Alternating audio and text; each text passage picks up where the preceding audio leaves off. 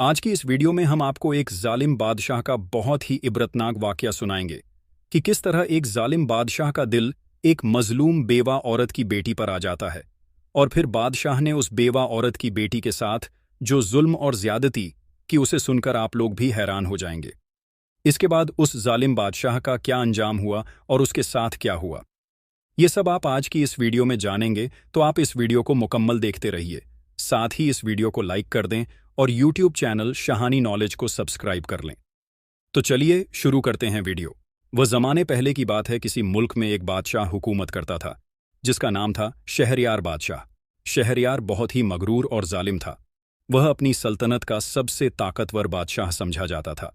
उसे अपनी रियाया से कोई मतलब नहीं था, चाहे उसकी रियाया परेशान हाल होती या किन्हीं भी तकलीफों से गुजर रही होती, उसे कुछ भी फर्क ना पड़ता। वह हर वक्त अपने घमंड में चूर रहता, गरीबों को हकीर जानता। वह सिर्फ उन पर हुक्मरानी करने के लिए बादशाह था, वह उनकी किन्हीं भी परेशानियों को दूर नहीं करता। उसी मुल्क में एक बेवा औरत जिसका नाम खदीजा था, वह अपनी 17 साल की बेटी नूरुल-हुदा के साथ रहती थी। नूरुल-हुदा जब सिर्फ 8 साल की थी, उस वक्त उसके वालिद का इंतकाल हो गया था, जिससे खदीजा की जिंदगी पूरी तरह बदल गई और खदीजा को काफी ज्यादा मुश्किलों का सामना करना पड़ा, क्योंकि उसके शौहर के पास कोई जमीन जायदाद और दौलत नहीं थी। वह सिर्फ मेहनत मजदूरी किया करता था और अब खदीजा को लोगों के घरों में काम करना पड़ रहा था। वह सुबह से शाम तक लोगों के घरों में काम करती और उससे जो पैसे मिलते उनसे वह अपनी बेटी का और अपना पेट भर लिया करती थी। खदीजा की बेटी नूरुल-हुदा बेपनाह खूबसूरत थी। उसकी खूबसूरती की कोई मिसाल न थी। वह बिल्कुल शहजादियों के जैसी थी। जो कोई उसको देखता तो उसको देखा ही रह जाता। वह बेहद अच्छे अखलाक की थी। उसका मिजाज सादगी से भरा हुआ था। वह हर किसी के साथ अच्छे से पेश आती थी। खदीजा अपनी बेटी नूरुल-हुदा की खूबसूरती से हर वक्त परेशान थी कि कहीं उसकी बेटी पर किसी की गंदी नजर न पड़ जाए, क्योंकि वह गरीब थी और हमेशा से लोगों के सामने झुकती आई थी। उसका घर मिट्टी से बना हुआ था जो बारिश में टपकता था। सर्दी के मौसम में उनके पास पहनने के लिए अच्छे कपड़े न थे, लेकिन इस सब के बावजूद वह ईमानदार और खुददार थे और खुददारी के साथ अपनी जिंदगी बसर कर रहे थे। नूरुल-हुदा आस-पास के बच्चों को पढ़ाती और उसकी माँ मेहनत मजदूरी करती, लेकिन कभी भी अल्लाह पाक से कोई भी शिकवा न करते और हमेशा यही सोचते कि अल्लाह हमारे दिन भी बदलेगा, हमारी जिंदगी भी अच्छे से गुजरेगी। वैसे तो लोग उनकी इज्जत करते थे और उनसे हमदर्दी भी करते थे, लेकिन मदद के लिए कोई भी हाथ न बढ़ता था। कुछ लोग उसे ताने भी मारते हैं कि खदीजा, अगर तुम्हारा शौहर जिंदा होता तो तुम्हारी यह हालत न होती। खदीजा उनका कोई जवाब न देती, क्योंकि उसकी आंखों में आंसू आ जाते हैं और वह अपनी बेटी के सामने कमजोर नहीं पड़ना चाहती थी। नूरुल-हुदा की खूबसूरती पूरे गांव में मशहूर थी। उसकी सादगी और चेहरे पर मासूमियत की वजह से हर कोई उस पर फिदा था। कभी कभी खदीजा को लगता कि उसकी बेटी उसकी कमजोरी बन गई है।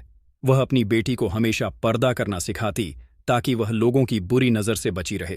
वह हमेशा कहती कि बेटी तुम पर्दा किया करो, लोगों की बुरी नज़र से बचा रहोगी। खदीजा अपनी बेटी की हर छोटी से छोटी चीज़ का ख्याल रखती। वह उसके लिए बाजार से चूड़ी झुमके वगैरह लाती और जब नूरुल-हुदा उन चीज़ों को ने देखती तो उसे बहुत अच्छा लगता है।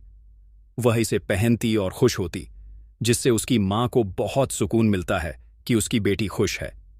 एक दिन नूरुल-हुदा ने अपनी माँ से कहा कि अम्मा, मुझे यकीन है हमारी परेशानियों के दिन भी एक न एक दिन खत्म हो जाएंगे। अल्लाह पाक हमारी मदद जरूर करेगा।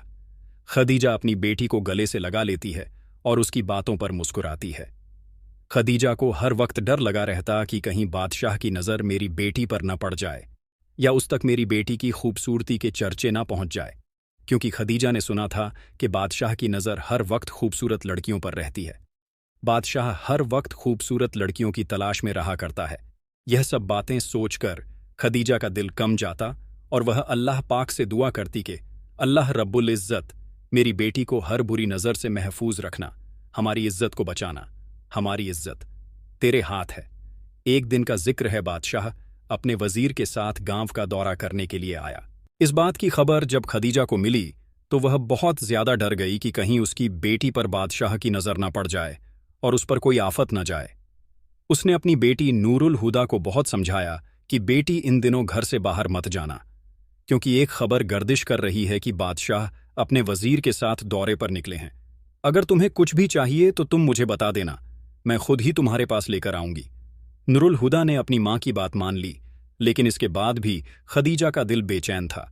उसे ऐसा महसूस हो रहा था जैसे उसकी और उसकी बेटी की जिंदगी में कोई बड़ी अनहोनी होने वाली है, कोई तूफान आने वाला है। और यह साबित हुआ लगभग एक हफ्ते बाद। बादशाह अपने वजीर और सिपाहियों के साथ गांव में पहुंचा। पूरा गांव तैयारी में लगा हुआ था। हर तरफ सजावट हो रही थी। हर कोई बादशाह को खुश करने की कोशिश कर रहा था, क्योंकि उन्हें लग रहा था कि शायद बादशाह उनकी मदद के लिए आ रहा है।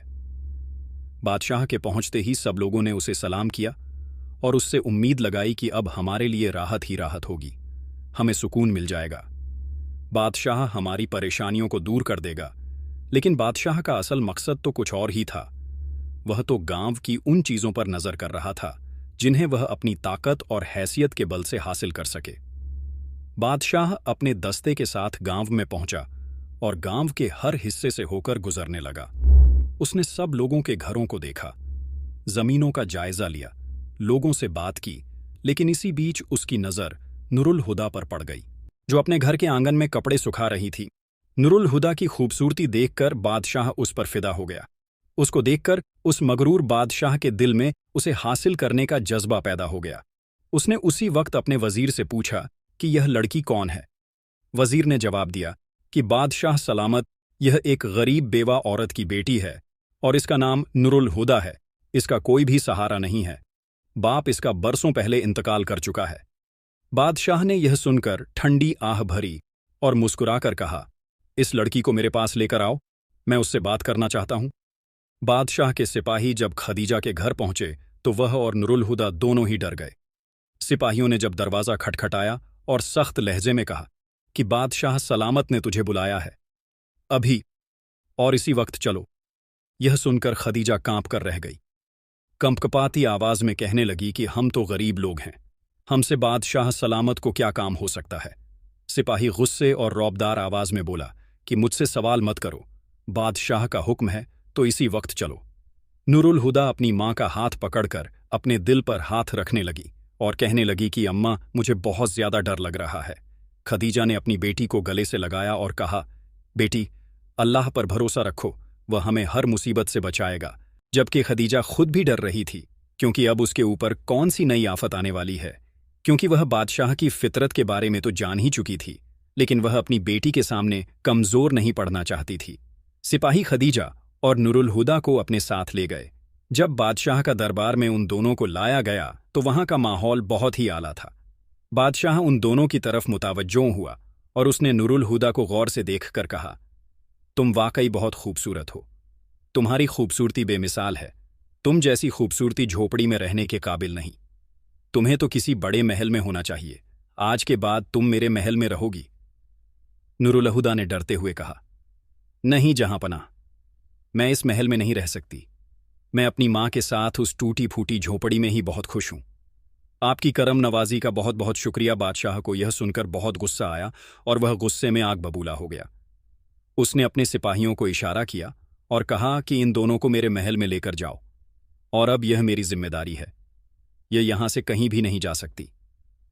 बादशाह ने अपनी ताकत का गलत इस्तेमाल करते हुए नुरुल हुदा को अपने महल में भेज दिया और फिर वह कुछ ही देर में नुरुल हुदा के पास पहुंचा, जहां पर उसने नुरुल हुदा के साथ अपनी ताकत का गलत इस्तेमाल करते हुए गंदी हरकत की और गलत काम किया।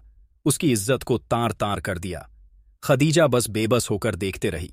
वह कर भी क्या सकती थी। उसने बादशाह के आगे फरियाद की, रो रो कर दुहाई दी, लेकिन उस घमंडी और मगरूर बादशाह का दिल ना पसीजा और उसने कहा कि तुम लोग मेरे खिलाफ कुछ भी नहीं कर सकते। तुम्हें चुपचाप ऐसे ही जिंदगी गुजारनी पड़ेगी। अगर तुमने किसी से कुछ कहा या कुछ करने की कोशिश की तो तुम अपने अंजाम से अच्छी तरह वाकिफ हो। मैं तुम्हारे साथ में क्या कर सकता हूं, यह तुम्हें बताने की जरूरत नहीं। तुम अच्छे से अपना अंजाम जानती हो।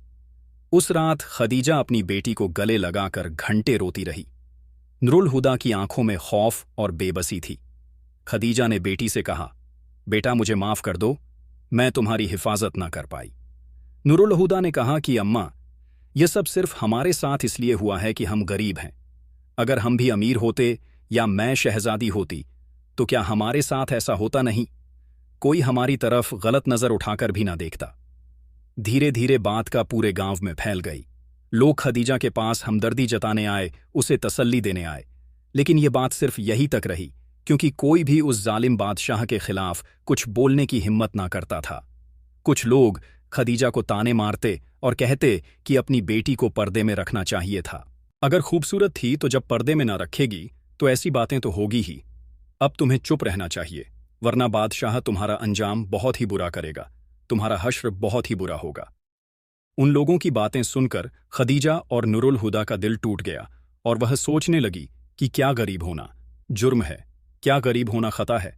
अगर मैं गरीब हूं तो मुझे अल्लाह ने गरीब बनाया है। लेकिन खदीजा के अंदर तूफान का सैलाब उमड़ रहा था। उसे यह बात बर्दाश्त न हो पा रही थी कि उसके साथ ये सब कुछ हो गया है। खदीजा ने हार मानने से इनकार कर दिया। उसने अपनी बेटी की तरफ देखा और कहा, बेटा, हम कमजोर हो सकते हैं, लेकिन हमारी आवाज कमजोर नहीं है। मैं इस जुल्म के खिलाफ कुछ ना कुछ जरूर करूंगी। खदीजा के दिल में गहरी खामोशी थी, लेकिन उसके अंदर एक तूफान उमड़ रहा था। उसके साथ जो कुछ हुआ, उसकी बेटी के साथ जो कुछ हुआ, उसको वह शब्दों में बयां नहीं कर सकती थी। उसकी आंखों से आंसू हर वक्त बहते रहते, रुकते ही ना थे। वह अकेले में बैठकर हर वक्त अल्लाह पाक से बस यही दुआ करती कि ए अल्लाह, मैं हर वक्त तुझसे मदद की फरियाद करती हूँ। तू जानता है मेरे ऊपर क्या बीती है। जो मेरे साथ हुआ वह किस्मत का खेल नहीं था, लेकिन मेरे पास कोई ताकत नहीं है। या अल्लाह पाक, तू मुझे माफ़ कर दे अगर मुझसे कोई खता हो गई है, लेकिन तू सब कुछ जानता है, तू कुछ भी कर सकता है।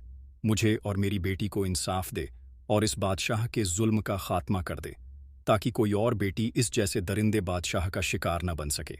खदीजा की दुआओं में सारी दुनिया का दर्द और परेशानियां शामिल थीं। वह हर वक्त अल्लाह पाक से सिर्फ अपनी ही बेटी के लिए नहीं, बल्कि उन सारी बेटियों के लिए, उन सारी औरतों के लिए दुआ करती है जिन पर जुल्म हो रहा था, क्योंकि आज उसका दिल तड़प रहा था। वह खुद को और अपनी बेटी को नहीं बचा पाई थी, लेकिन उसके दिल में एक मजबूत फैसला था कि अब वह चुप नहीं रहेगी और आवाज उठाएगी। नुरुल हुदा का दिल टूट चुका था वह, लेकिन अपनी मां के सामने कभी ना रोती, क्योंकि नुरुल हुदा अच्छे से जानती थी कि यह सब उसकी मां के लिए कितना मुश्किल है। इससे उसकी मां को कितनी ज्यादा तकलीफ होती है और वह हर वक्त उसके सामने सही दिखना चाहती थी। लेकिन खदीजा अपनी बेटी के दर्द से अच्छी तरह वाकिफ थी। वह जानती थी कि उसकी बेटी पर क्या गुजर रही है, लेकिन उसे शब्दों में बयां करना आसान न था। और अब खदीजा ने तय किया कि वह अपनी चुप को तोड़ेगी, अपनी खामोशी को खत्म करेगी। और अब खदीजा की आवाज, जो दर्द से भरी हुई थी, पूरे गांव में सुनाई देने लगी। गांव में उसकी इस हरकत से हलचल मच गई थी। उसने बादशाह के खिलाफ कोई भी कदम उठाने से पहले गांव के बड़े बुजुर्गों से और लोगों से बात की और उनके साथ मिलकर उसने कुछ मंसूबा बनाया। वह जानती थी कि अगर वह अकेले यह लड़ाई लड़ेगी तो वह नहीं जीत पाएगी, लेकिन अगर लोग उसका साथ देंगे तो शायद उसे इंसाफ मिल जाएगा। खदीजा की आवाज में अब एक नई ताकत आ गई थी। उसने अपने दिल को मजबूत किया और लोगों को अपनी तरफ मुतावज्जो किया। उसने कहा, अगर उसे सच का साथ नहीं मिलेगा तो वह खुद यह लड़ाई लड़ेगी। और एक दिन उसने कुछ लोगों की मदद के साथ, जो गांव के एक चबूतरे पर इकट्ठा थे, वहां पर एक आवाज में कहा कि हमारी आवाज को दबाया नहीं दिया जा सकता। बादशाह ने जो किया वह गलत था। मैं अपनी बेटी की इज्जत तो वापस नहीं ला सकती, लेकिन इस बादशाह के खिलाफ हम लोग अगर कुछ करें, आप लोग अगर हमारा साथ दे, तो गांव की और बहन बेटियों और औरतों की इज्जत बढ़ सकती है। बादशाह के जुल्म का खत्म हो सकता है अगर हम सब साथ हो, क्योंकि कोई अकेले कुछ नहीं कर सकता, लेकिन अगर साथ मिलकर कुछ किया जाए तो एक मजबूत ताकत बन जाती है, और जिसके सामने बादशाह को भी हार मानना पड़ जाएगी। अब तक तो बादशाह लोगों की जमीनों पर कब्जे करता था, लोगों पर जुल्म करता था, और अब वह बहन बेटियों की इज्जत के लिए भी खतरा बन चुका है। ऐसे जालिम बादशाह का जुल्म बर्दाश्त नहीं करना चाहिए। आज जो कुछ मेरे साथ हुआ है, कल को तुम्हारे साथ भी होगा। खदीजा की बातों में सच्चाई और दर्द था। लोगों ने महसूस किया कि यह सिर्फ एक मां नहीं, बल्कि उस औरत की आवाज है जो सबकी हक के लिए लड़ना चाहती है। खदीजा की आवाज हर कीमत पर ऊपर तक पहुंचनी चाहिए। अगर बादशाह इस जुल्म का हिसाब ना देगा तो हम लोग उसे नहीं छोड़ेंगे। सब लोगों ने एक साथ मिलकर बादशाह के खिलाफ इनकलाब किया, और यह आवाज हर गांव, कूंचे और पूरे मुल्क में पहुंची। उस मुल्क के कोने कोने तक पहुंची। धीरे धीरे लोग खदीजा के पास आने लगे, उसकी हिम्मत को दाद देने लगे। इसके बाद बहुत से लोगों ने बहुत सी औरतों ने अपनी कहानी भी सबके सामने लाने की हिम्मत की और सबको बताया कि बादशाह ने उनके साथ क्या किया है। धीरे धीरे बादशाह के खिलाफ एक बहुत बड़ा दस्ता तैयार हो चुका था और खदीजा ने सबके सामने बादशाह के खिलाफ बयान दिया और उसने कहा, हमारे यहाँ पर कोई भी इंसाफ नहीं है। हमारी बहन बेटियों का दुश्मन तो खुद बादशाह है, यहाँ इंसाफ करने वाला बादशाह नहीं है, क्योंकि हमारी बहन बेटियों की इज्जत का तो खुद बादशाह से ही खतरा है। जो बादशाह किसी की बहन बेटी की इज्जत नहीं बचा सकता, वह बादशाह कहलाने के लायक नहीं, और मैं हर कीमत पर इससे लड़ूंगी। अब धीरे धीरे लोग उसके साथ और भी ज्यादा जुड़ने लगे, क्योंकि यह सिर्फ एक घर की बात नहीं बल्कि घर घर की कहानी बन चुकी थी। खदीजा की आवाज ने लोगों के अंदर बगावत का बीज बो दिया। लोग जान गए कि जब तक वह खुद आवाज नहीं उठाएंगे तब तक बादशाह के जुल्म का खत्म नहीं करेंगे। अब बादशाह की सल्तनत के खिलाफ, बादशाह के खिलाफ लोगों के अंदर नफरत का माहौल था। लोग बादशाह से बेपनाह नफरत करने लगे थे। ये खदीजा की अपने पाक परवरदिगार से मांगी गई दुआ का ही असर था कि उसकी आवाज ने अब एक बगावत का रूप ले लिया था और उसकी आवाज घर घर पहुंच रही थी। लोग उसकी तारीफ करते और अब बादशाह के खिलाफ खुलकर बोलने लगे थे। ये खदीजा की अपने अल्लाह पाक से सच्चे दिल से मांगी गई दुआ का ही असर था, जो उसकी आवाज ने पूरे मुल्क में उथल पुथल मचा दी थी। बादशाह के खिलाफ आवाज उठने लगी। बादशाह के खिलाफ अब लोग इकट्ठे हो गए थे और उन्होंने अपना एक अलग ही दस्ता तैयार कर लिया था। जब खदीजा की आवाज आसपास के इलाकों में गई तो फिर बदलाव की एक नई लहर पैदा हो गई, और यह लहर धीरे धीरे एक बगावत बन गई। जो लोग जुल्म सहते थे और खुलकर नहीं बोल पाते थे, अब वह सब बादशाह के खिलाफ खुलकर बोल रहे थे। हर तरफ एक जंग का माहौल था। लोग कहते थे कि अगर खदीजा जैसी बेवा और मजलूम औरत अपनी बेटी के हक के लिए लड़ सकती है तो हमें भी अपने हक के लिए लड़ना चाहिए। और इस सोच ने पूरे मुल्क में एक नई मिसाल कायम की। गरीब और मजलूम औरतें और मर्दों ने अब डरना बंद कर दिया था। वह बादशाह के जुल्म से आजीज आ चुके थे। बादशाह अपने महल में बैठा ये सब कुछ सुन और देख रहा था। वजीर ने खबर दी, जहां पनाह आपकी सल्तनत के लोग आपके खिलाफ हो गए हैं। खदीजा नाम की एक बेवा औरत है जो आपको चुनौती दे रही है, जिसने आपकी ताकत को ललकारा है। लोग अब उसकी बात सुनते हैं और उसकी बात मानते हैं। वजीर की बात सुनकर बादशाह गुस्से से आग बबूला हो गया और उसने कहा कि मैं एक बादशाह हूं और मेरी ताकत को कोई भी नहीं ललकार सकता। वह औरत मेरा कुछ भी नहीं बिगाड़ सकती। अगर कोई खिलाफ मेरे खिलाफ बोलेगा तो मैं उसे सख्त सजा दूंगा। लेकिन बादशाह अंदर से घबरा रहा था। धीरे धीरे सल्तनत के लोग उससे नफरत करने लगे। वह बादशाह से नफरत तो पहले से ही करते थे, लेकिन उससे डरते थे। लेकिन खदीजा के हौसले और हिम्मत ने उन लोगों के डर को दूर कर दिया। अब तो खदीजा उन लोगों की एक तरह से मसीहा बन चुकी थी। गांव और मुल्क के लोगों ने खदीजा के साथ मिलकर एक मंसूबा बनाया और कहा कि अब हम महल पर हमला करेंगे और बादशाह को उसकी गलतियों का एहसास दिलवाएंगे। खदीजा ने कहा कि हमारी लड़ाई सच की है और सच का साथ अल्लाह पाक भी देता है। लोगों ने अपने घरों में जो भी हथियार थे उन्हें इकट्ठा किया। हर कोई लड़ाई में शामिल होने के लिए तैयार था। गांव के बड़े बुजुर्गों ने इस लड़ाई को अंजाम तक पहुंचाने का बीड़ा उठाया था। बादशाह ने गांव में अपनी ताकत और डर को बनाए रखने के लिए सिपाहियों को भेजो, जो गांव वालों को डराने और धमकाने गए। लेकिन अब वहां पर कोई भी उनसे डरने वाला नहीं था। गांव के लोगों ने उल्टा बादशाह के सिपाहियों को ही डरा दिया, जिससे उन्हें महल में वापस जाना पड़ा। सिपाहियों ने जब बादशाह को खबर दी तो वह और भी ज्यादा परेशान हो गया कि अब आने वाले वक्त में क्या होगा। लोग मेरे खिलाफ हो चुके हैं। इधर बादशाह के कुछ वजीर भी बादशाह के खिलाफ थे और अब उन्होंने धीरे धीरे महल के सिपाहियों को भी अपनी तरफ कर लिया था, क्योंकि वह लोग भी जानते थे कि बादशाह अपनी ताकत का गलत इस्तेमाल करता है। अब गांव वालों ने मिलकर तय किया कि वह महल पर हमला कर देंगे। यह एक बहुत खतरनाक काम था, लेकिन हर कोई इसके लिए तैयार था। वह सोच रहे थे कि अगर हम आज नहीं लड़ेंगे तो हमारी आने वाली नस्लें यह जुल्म को सहती रहेगी। हमारी बेटियों और बहनों के लिए यह लड़ाई हमें हर हाल में लड़नी होगी। रात के अंधेरे में लोगों ने महल पर हमला किया और सिपाहियों ने उनका सामना किया, लेकिन फिर भी लोग महल के अंदर तक पहुंच गए। खदीजा ने महल के दरवाजे पर खड़े होकर बादशाह को ललकारते हुए कहा, ए जालिम बादशाह, अब तेरी सल्तनत का खत्म होने वाला है। तूने जो जुल्म किया है, जो अपनी ताकत का गलत इस्तेमाल किया है, वह अब सब खत्म होने वाला है। आज तेरे पास कोई भी ताकत नहीं है। लोग उसको घेर चुके थे और बादशाह ने समझ लिया था कि अब उसकी हुकूमत का खात्मा नजदीक है। अब वह अपने अंजाम को पहुंचने वाला है। खदीजा ने बादशाह से कहा, देख जालिम, तेरे जुल्म का यही अंजाम होना था। तूने मेरी बेटी की इज्जत को तार तार किया था, लेकिन आज तुझे अपनी ही सल्तनत से हाथ धोना पड़ रहा है। बादशाह लोगों के सामने गिड़गिड़ाता रहा, माफी की मांगता रहा, अपने जुल्म से तौबा करता रहा, लेकिन लोगों ने उसकी एक न मानी और लोगों ने बादशाह को जंजीरों में जकड़कर कैद कर लिया। खदीजा ने उस जालिम बादशाह से कहा, आज तू कैसे गिड़गिड़ा रहा है, माफी मांग रहा है? कल का वक्त था, मजलूम लोग तेरे सामने माफी मांगते थे, गिड़गिड़ाते थे, लेकिन तू उन पर रहम न करता था, और आज जब तेरे ऊपर आई तो तू हम सब से माफी की भीख मांग रहा है। जब तूने किसी के ऊपर तरस ना खाया था, किसी के ऊपर रहम ना खाया था, आज तेरे ऊपर भी कोई रहम ना किया जाएगा और तुझे तेरे अंजाम तक पहुंचाया जाएगा। और फिर अगले दिन चौक पर उस बादशाह को फांसी पर लटका दिया गया।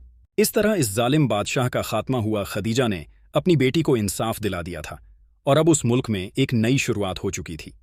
खदीजा ने अल्लाह पाक का शुक्र अदा किया और वह सजदा रेज हो गई। आसपास और गांव के लोगों में भी खुशी का माहौल था। हर तरफ लोग खदीजा की तारीफ कर रहे थे और हर तरफ उसकी बहादुरी के किस्से सुना जा रहे थे। और फिर लोगों ने खदीजा की हिम्मत की तारीफ की कि एक बेवफा औरत ने आवाज उठाकर बादशाह की पूरी सल्तनत को हिलाकर रख दिया और जालिम बादशाह को उसके अंजाम तक पहुंचा दिया। सभी लोगों ने खदीजा का शुक्र अदा किया, क्योंकि खदीजा ही वह इंसान थी जिसकी वजह से यह सब कुछ मुमकिन हुआ था, वरना लोग तो उस बादशाह के जुल्मो सितम का निशाना बनते रहे थे। इस गांव में एक नेक दिल सौदागर रहा करता था। उसने नूरुल हुदा से शादी का फैसला किया। जब उसने खदीजा को इस रिश्ते के लिए कहा तो खदीजा ने भी उसके रिश्ते से के लिए हामी भर दी और फिर धूमधाम से नूरुल हुदा और सौदागर की शादी हो गई। और फिर नूरुल हुदा और सौदागर हंसी खुशी जिंदगी बसर करने लगे। तो प्यारे दोस्तों, यह थी हमारी आज की कहानी। यह कहानी हमें सिखाती है कि जुल्म को सहने के बजाय हमें आवाज उठानी चाहिए, सच का साथ देना चाहिए और सच्चाई के लिए लड़ना चाहिए। अल्लाह पाक जरूर सच के साथ है और वह कभी अपने बंदों को अकेला नहीं छोड़ता। आज की इस वीडियो में इतना ही। उम्मीद है आपको वीडियो पसंद आई होगी। अगर आपको यह वीडियो पसंद आई हो तो इस वीडियो को लाइक करें, साथ ही करीबी लोगों के साथ इसे शेयर भी जरूर कर दें। इस वीडियो के बारे में अपनी कीमती राय का इजहार कमेंट बॉक्स में जरूर करें। चैनल पर नए आने वाले लोगों से गुजारिश है, हमारे YouTube चैनल शहानी नॉलेज को सब्सक्राइब करके बेल बटन ऑन कर लें, ताकि हर वीडियो का नोटिफिकेशन आपको टाइम पर मिलता रहे। मिलते हैं किसी नई वीडियो में नई कहानी के साथ। शुक्रिया। अल्लाह हाफिज।